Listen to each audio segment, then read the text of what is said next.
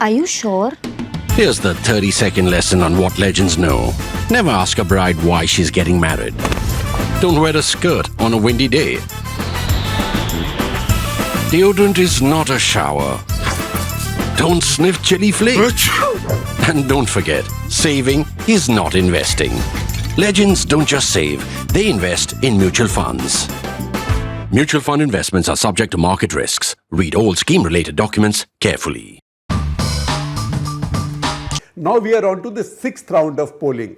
We know that increasingly with each round there are not that many seats, and many of these seats are in states which have already polled in many phases. So you generally know the trend, and right now there is fatigue. There is fatigue, and a lot of people say, let's be done with it. Isko khatam karo, or give me the number, right? So wait for 4th of June, you will get the number. However, we will pick up one particular aspect of the seats that are going to the polls in the sixth round. That is the city-state of Delhi. City-state of Delhi has just 7 seats. In the big picture of 543, you would say, why does a city-state which only has 7 seats that deserve a full episode of Cut the Clutter? Now, I will give you a very interesting starting point. And the starting point is that we know now since 1967. 1967 was 57 years ago. We know since 1967, for 57 years, that history is with us, that the party that wins Delhi, that either comes to rule India, party or the political group or grouping that wins Delhi comes to rule India, or even if it doesn't come to rule India and the party that was in power retains power, that party then becomes greatly weakened. In fact, that party becomes weakened at a catastrophic level and very often does not come back to power for a long time. That is the reason these 7 seats of Delhi always acquire that special importance. Sure enough, in the last 2 elections, 2014 and 2019, under Mr. Narendra Modi, BJP swept all 7 seats. So they won all 7 in Delhi. Sure enough, they got a majority, they ruled India. 2009, the Congress party won all 7 seats. And Congress party came to rule India at the head of UPA. So the political grouping that won Delhi ruled India in 2009. Go back to 2004. 2004, once again, everybody thought Mr. Vajpayee was coming to power, and a lot of people said elections went on too long in the Hindi heartland. People had got tired, etc., etc. Dry, hot weather. People got tired. That's why the BJP lost. See what happened in Delhi. In Delhi, BJP won only 1 seat in 2004. Congress party won 6, which means Congress party now came to power at the head of the UPA. 1999, just 5 years before 2004, what happened? 1999, BJP won all 7 seats of Delhi, 7-0, right? And that was the Vajpayee coalition, Vajpayee NDA coalition that came to power. 1998, again, a Vajpayee-led coalition had come to power. BJP won 6 seats out of 7.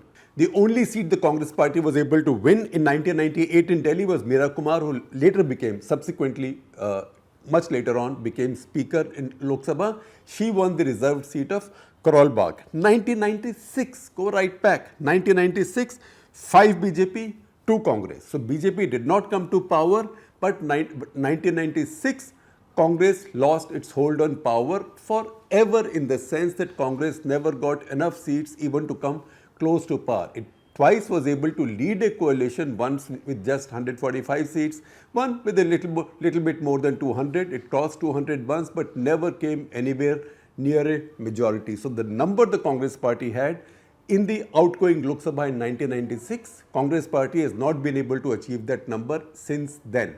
In fact, 1996, BJP won 5, Congress party won 2 in Delhi, and the governments that came in, they kept the BJP out because all of them combined. First, H.D. Deve Gowda, and then I.K. Gujral. They were there for short periods, and then the BJP came into power, and BJP got a sizable tenure in power. And BJP became a strong national force, and soon enough, the preeminent national political force.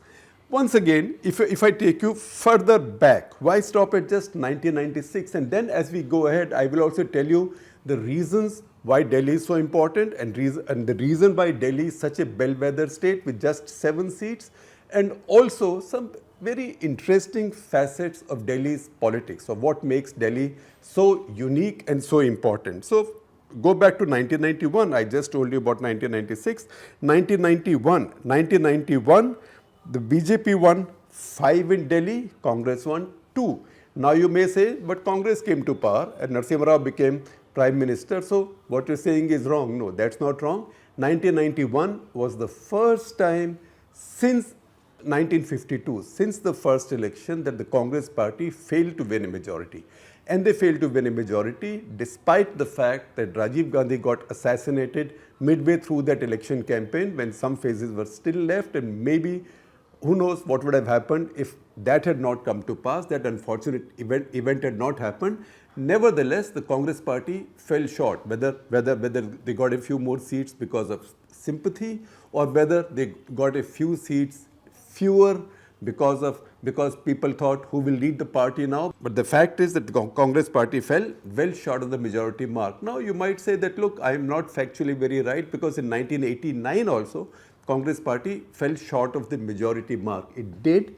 However, the reason I did not count that just now is that they did not come out to form the government in 1989, after 1989 elections. But see what happened in 1989 again in Delhi. 1989, BJP won 4 seats in Delhi, Congress won 2 seats in Delhi, and Janata Dal at that point, which was VP Singh's party, Chaudhry Tarif Singh, the constituency where I voted at that point out at Delhi, that won 1 seat. So 4 plus 1 on the side of the opposition, and the government that came into power was VP Singh's government, Janata Dal government, with many other constituents in the coalition, supported by BJP from the outside. So once again, Delhi showed, once the Congress party lost 5 seats to its rivals in Delhi, you knew that the Congress party was on skids, and Congress party kept on declining after that.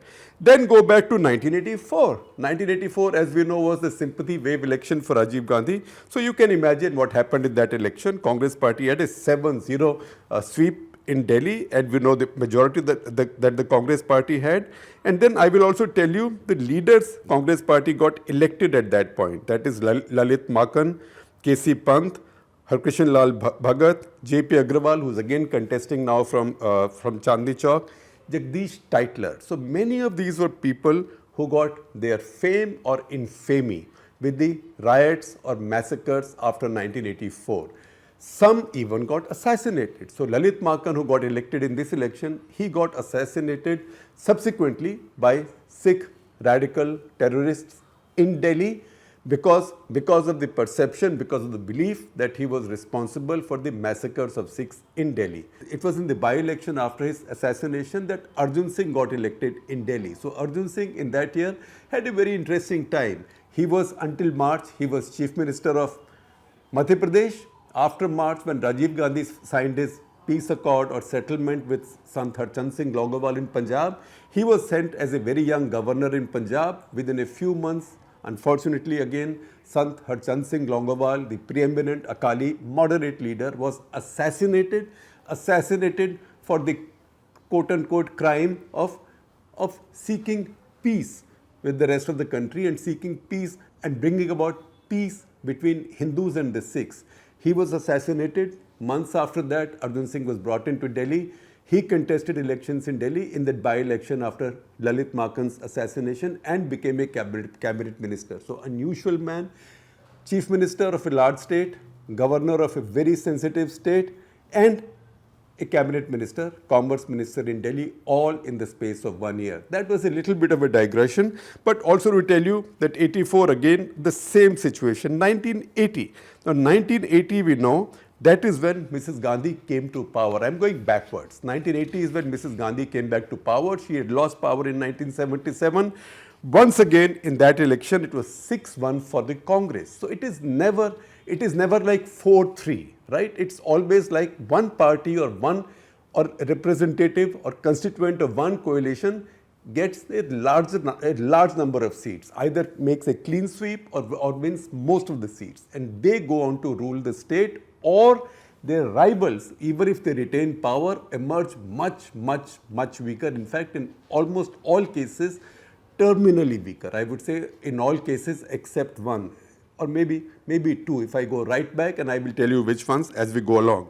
So 1980, again see, the MPs Congress got elected in Delhi: Jagdish Tytler, Harkrishan Lal Bhagat, Dharamdas Shastri, Sajjan Singh, and Charanjit Singh, the formerly of the Coca-Cola fame, who also owns, whose family now, his wife now runs it, the Meridian Hotel in Delhi. He was then the preeminent Coca-Cola franchisee in India, also owned Campa Cola brand, etc., etc. So he was the local capitalist in the Congress party. Now, you see a few things as I go along. As I read the names of these prominent MPs elected in Delhi, or candidates in Delhi who might have lost, the prominent ones, you will find how many Punjabis are there in that list. So, short point, Delhi was much more a Punjabi-dominated city in the past. In fact, Delhi was seen as a Punjabi city in the past. So, you see Tytler, HKL Bhagat, Charanjit Singh, so on and so forth. From the BJP side, one seat was won. It was 6-1 in 1980. That one seat, don't jump with surprise, was Atal Bihari Vajpayee, because he also contested from Delhi.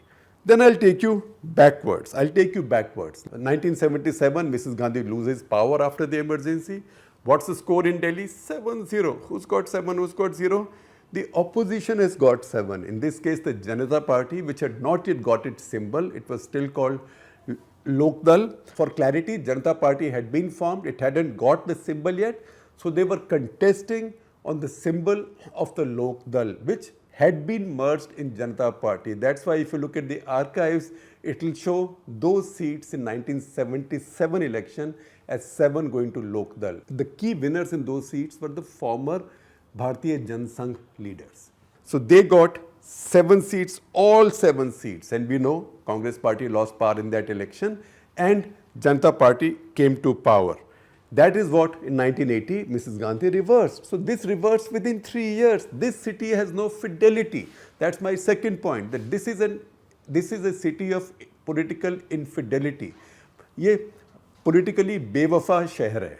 It does not stick with any party. It switches all the time. And that's the reason it becomes such a bellwether city-state. So Gujarat, you know that whoever comes to power, at least now we know for 3 decades or so, BJP will get most of the seats in Gujarat. Tamil Nadu, we know it's one of the two parties there that will win the seats. West Bengal for long spells stays the same way. I'm just looking at some states at random, but there is no state like Delhi which changes hands so regularly. And when it changes hands, power changes hands in the country. So 1977, Congress party loses all 7 in Delhi and loses power in India. 1980, just less than 2.5 years later, 1980, Congress party wins 6 of the 7 and comes back to power with a thumping national majority. Then I'll take you back to 1971. 1971 was Indira Gandhi's Garibi Hatao election, right? And that's when all of the opposition combined against her.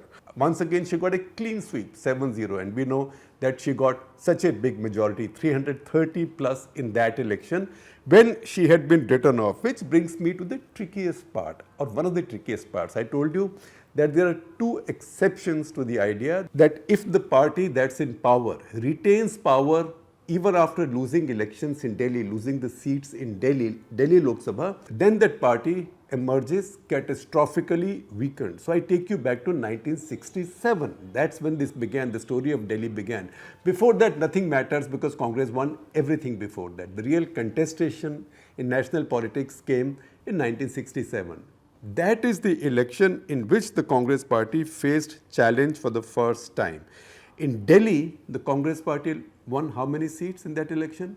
It won a solitary seat in that election, and that was Chaudhry Brahm Prakash in outer Delhi. 6 seats went to what used to be Bharatiya Jansangh, which is the precursor to the Bharatiya Janata Party. And these Jansangh winners included stalwarts of the Jansangh then like Amarlal Gupta, Ram Gopal Shalwale in Chandni Chowk, H. Devgun, R.S. Vidyarthi, but again, intellectual giant at that point, Manohar Lal Sondhi and Balraj Madhok. So these were all great leaders of the Bharatiya Jansangh who won in Delhi. 1967, Mrs. Gandhi came back to power. She got a majority. It was the weakest majority, the smallest majority that the Congress had got as yet. The first election for the Congress party under her leadership, because after her father died in 1964, summer of 1964, Lal Bahadur Shastri also lasted a very short time and he died in January 1966. So this was the first election her party was fighting under her leadership and it emerged much weaker. Now, normally you would have said, yes, the party suffered catastrophic weakening because it lost elections in many states also, and that's when Sanyukt Vidhayak Dals came in these states to set up the first coalition governments, which all didn't last. Plus, at that time, Article 356 could be used as anybody wanted, and then we know what happened. And that's the reason 67 is an exception.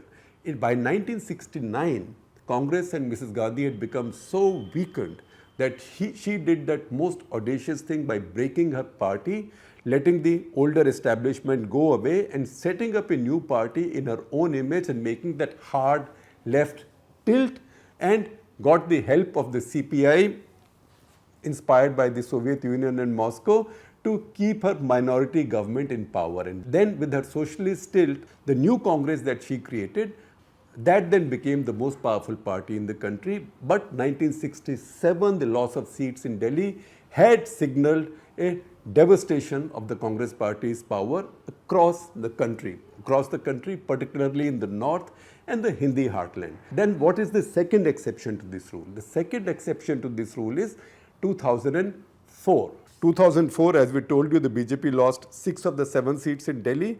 1999, they got 7 out of 7. 1998, 6 out of 7. 2004, they lost 6. And you would have then said, oh, the BJP also should have suffered a catastrophic loss of power and stature, national stature at that point of time, almost at a terminal level. That damage lasted a long time, long enough for the Congress party to have 10 years in power. 10 years in power against the run of play.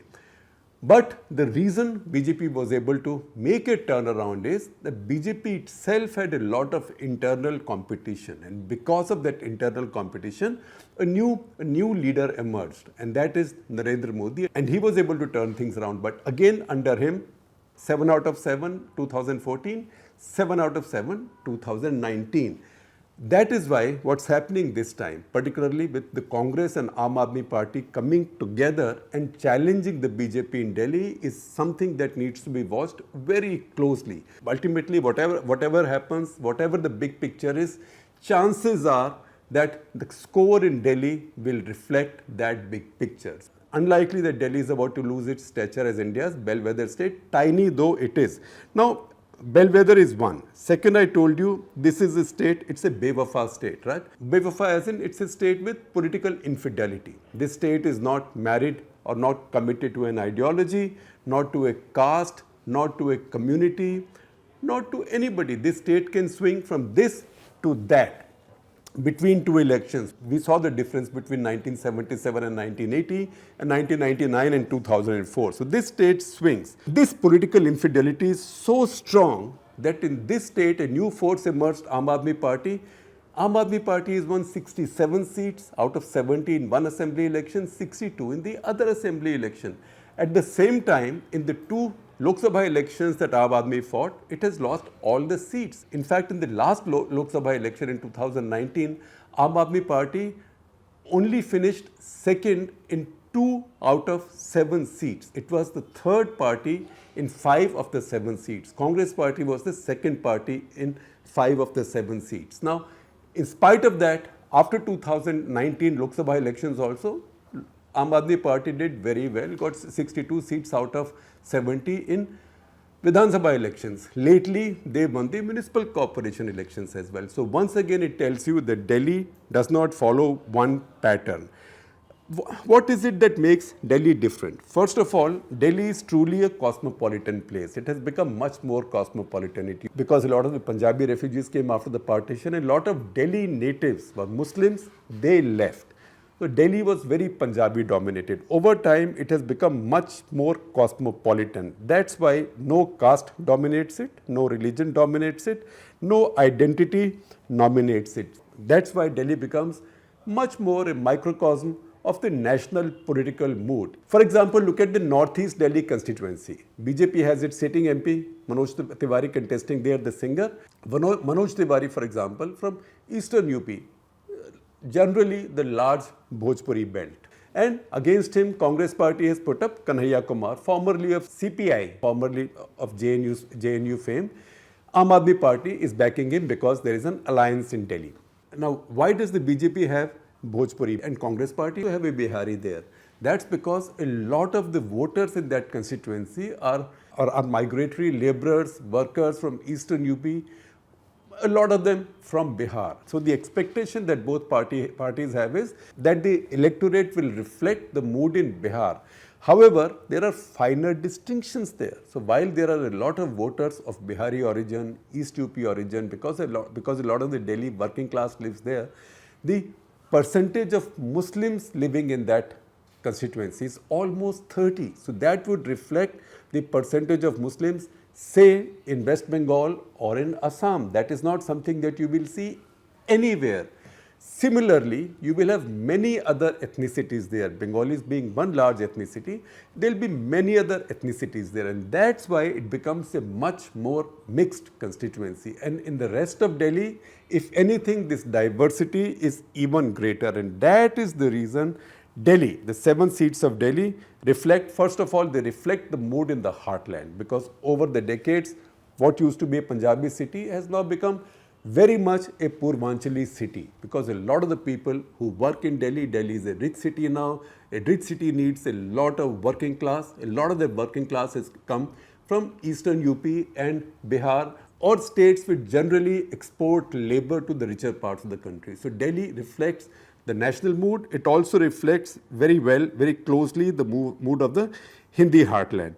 Next point, Delhi no longer has tall leaders. So, for example, if you look at the leaders contesting in Delhi now on both sides, and either side, if they come to power, it's not possible today to see any candidate and say, oh, this one is a direct shoe-in for a key cabinet position in the new government. Now, this is the city that had Kapil Sibal until recently, where Dr. Manmohan Singh lost his election.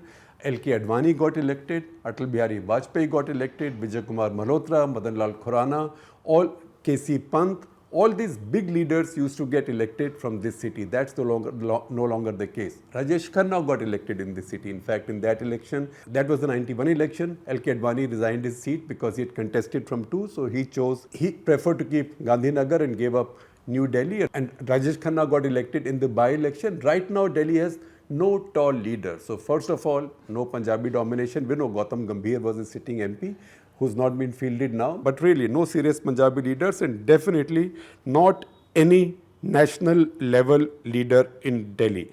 Once again, the BJP's expectation obviously is that they don't need to put any candidate of any stature because all the votes are brought in Mr. Modi's name. So if they won Delhi last night with more than 50% vote in all the seats, in fact the closest the opposition came, if you combine their votes to 50%, was the Chandni Chowk seat.